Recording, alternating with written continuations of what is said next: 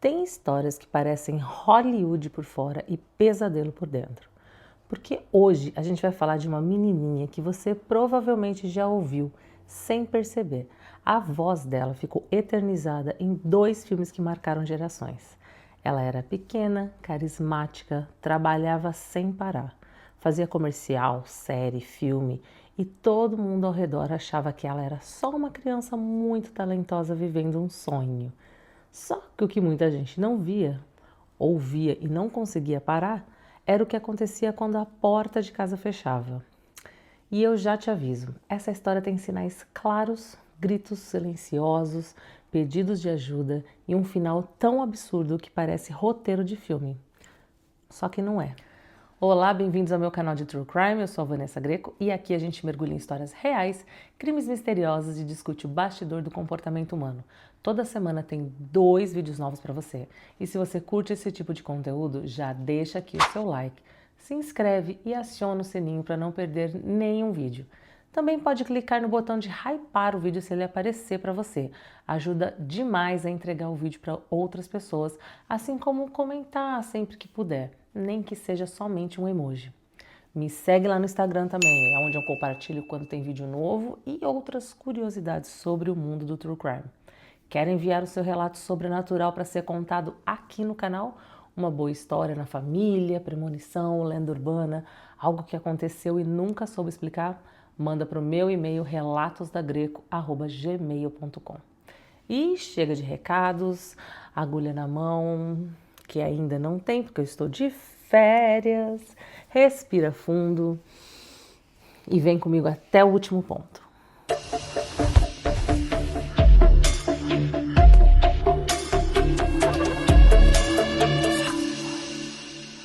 Judith Eva Barsi, ela nasceu em 6 de junho de 78 em Los Angeles, Califórnia. A Judith era filha de imigrantes húngaros, Maria e Yosef Barsi.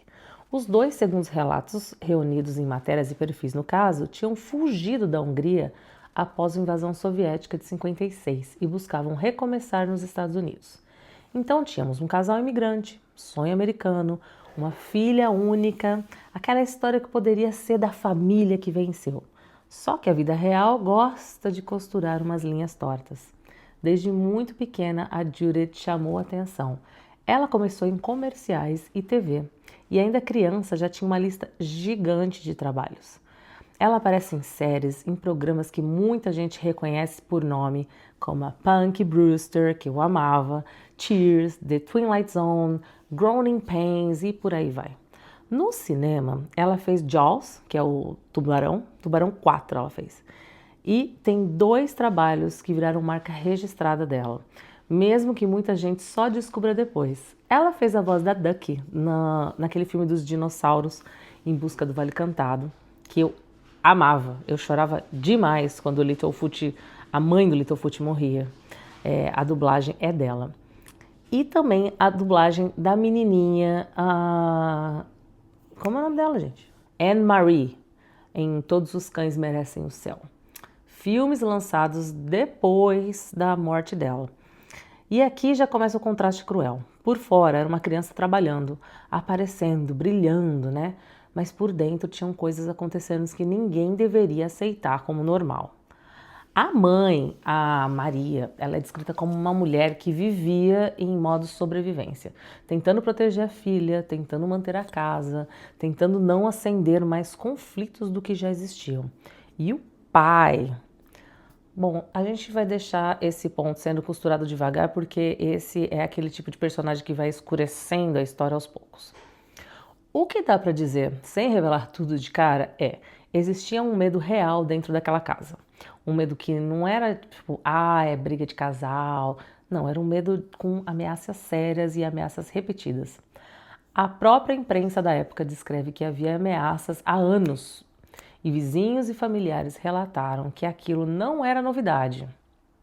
Ou seja, todo mundo ao redor sabia. A gente já vai falar sobre isso também. E aí vem o detalhe que sempre me quebra nesses casos. A Judith, ela começou a mostrar sinais físicos e emocionais de estresse.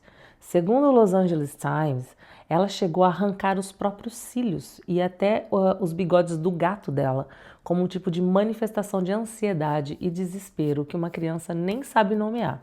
Eu tinha uma amiga, eu lembro disso, que eu tinha uma amiga que ela usava peruca. E eu não entendia por que ela usava peruca. Era uma amiga nova, né? Quando ela chegou, ela já tinha isso. E muita touca, muito chapéu. E aí um dia ela contou numa roda que ela tinha ela tinha ansiedade. E aí quando ela tinha ansiedade, ela vinha aqui, ó, e ela puxava o cabelo. Então essa parte aqui da cabeça dela era careca, porque ela ficava puxando o cabelo. Então é mais normal do que parece. E arrancar cílios também. Eu acho que criança mais arranca cílios ou se morde. Então ela já demonstrava isso, já era um sinal de alerta de que alguma coisa muito ruim estava acontecendo com essa criança. Imagina isso, uma criança no auge de uma carreira promissória fazendo isso em casa. É como se o corpo estivesse gritando o que a boca não conseguia dizer. E ela dizia, de um jeito ou de outro. Que esse gato? A matéria da People cita falas atribuídas a Judith, tipo, tenho medo de ir pra casa, meu pai bebe todo dia, eu sei que ele quer matar a minha mãe. Olha isso. Isso aqui não é drama, isso é uma criança antecipando tragédia e o mais desesperador, houve tentativas de pedir ajuda. Em dezembro de 1986, a Maria reportou ameaças e violência e chegou a procurar as autoridades, serviços do condado, mas o caso acabou sendo encerrado depois que a polícia não encontrou sinais visíveis naquele momento e a Maria não seguiu com o processo. Lembrando que esse caso se passa nos anos 80. A violência doméstica era tratada como briga de marido e mulher e a mulher era totalmente desacreditada. Ainda é, né? Mas bem menos. E aí entra uma pergunta que, cara, dói, assim, tipo, a gente consegue imaginar o que é denunciar alguém que mora com você, denunciar alguém que pode voltar para casa no mesmo dia e você ainda ter que deitar e dormir com essa pessoa no mesmo teto. Esse tipo de caso expõe um problema muito grande. Quando a violência ela é psicológica, quando é ameaça, quando é controle de terror dentro de casa, muitas vezes o sistema não trata como urgência, até virar, né, notícia. A mídia também menciona que a Maria teria tentado se preparar para sair, alugando um apartamento, mas por medo, hesitação ou pela armadilha emocional típica de abuso, ela não conseguiu fazer a mudança final com a filha. E tem mais um detalhe, que para mim é aquele ponto que mostra que o terror era constante. Segundo o Los Angeles Times também, antes da Judith viajar para filmar o Tubarão 4, que ela foi para os Bahamas, o pai teria ameaçado a menina com uma faca, dizendo que se ela não voltasse, ele cortaria a garganta dela. Uma criança. Percebe o nível? Uma criança indo trabalhar, sendo ameaçada para voltar, como se ela fosse uma propriedade desse homem. Em muitos relatos, conforme a Judith foi ficando mais conhecida e trabalhando mais, o clima em casa não melhorava, tipo, só piorava. E isso é muito comum em dinâmica abusiva. Quando a vítima cresce, quando ela ganha autonomia, que era isso que a criança estava ganhando, ela começa a ter uma vida fora, o agressor intensifica o controle. É como se ele sentisse que está perdendo o domínio. E enquanto isso, do lado de fora, era tudo normal. A menina estava lá na agência, gravação, sets, entrevistas, sorrindo. Cara, a garota já tinha feito cerca de 50 comerciais e ela já colecionava participações em TV e cinema. Ou seja, ela era aquela criança que trabalha, que eu sou contra, tá? Deixando registrado aqui.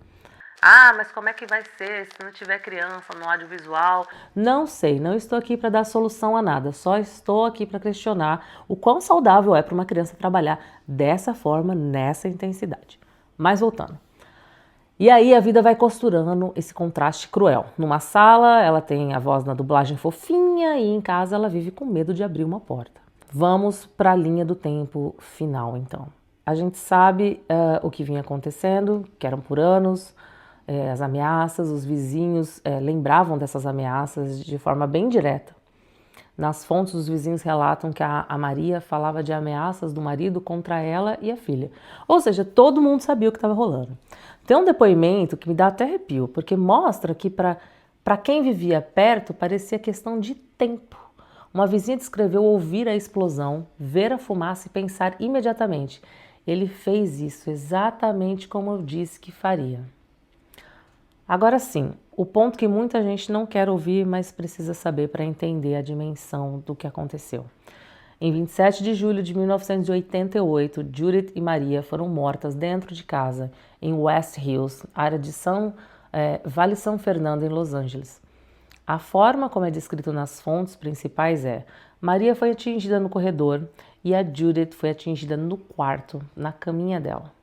Depois houve gasolina, fogo na casa e a terceira morte na garagem. E aí vem o quem, né? Que é a tragédia dentro da tragédia. O responsável foi o próprio pai da Judith, o Joseph Barcy, que depois tirou a própria vida. Eu tenho um verdadeiro ódio de gente que comete esse tipo de bárbaro e se mata depois.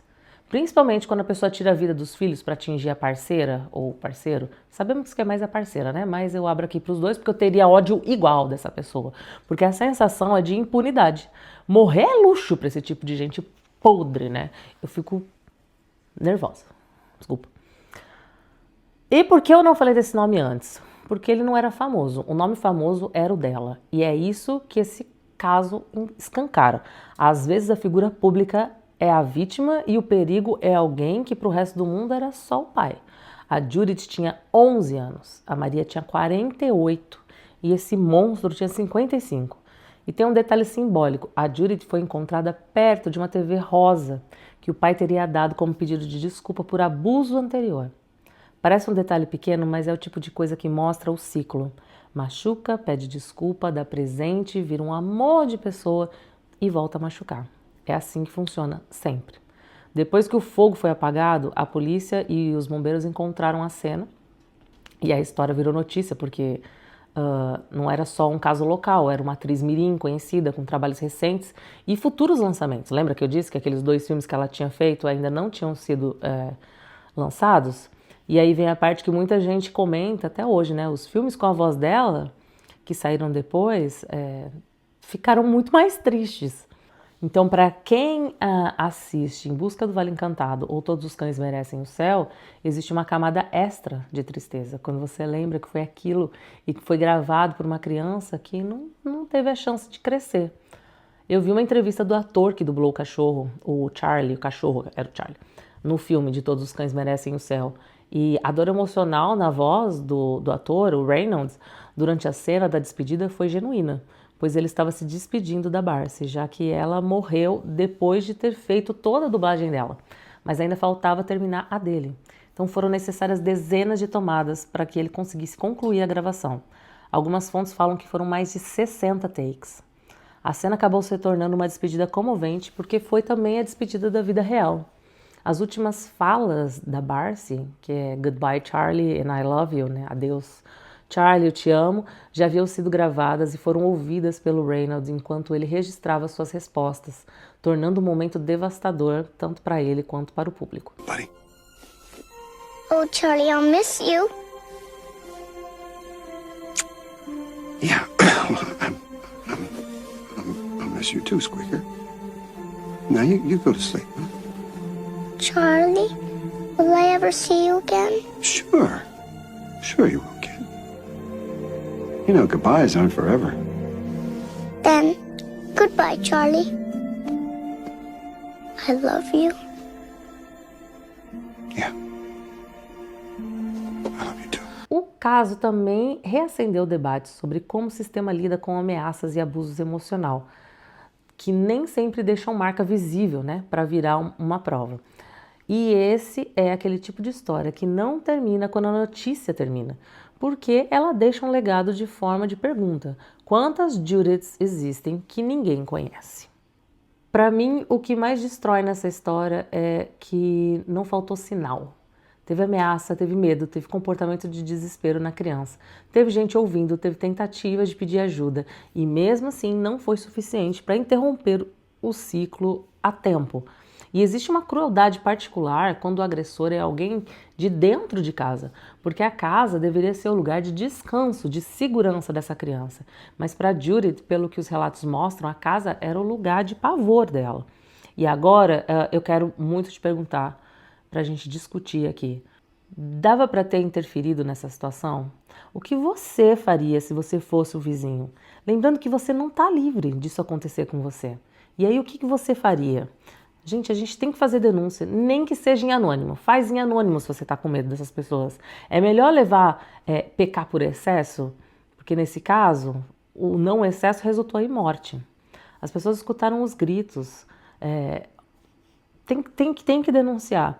Eu sempre lembro da frase do metrô aqui de Nova York, do If you see something, say something.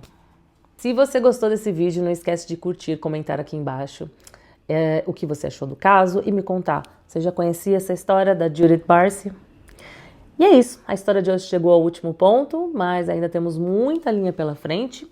Portanto, respira fundo e vem comigo até o próximo.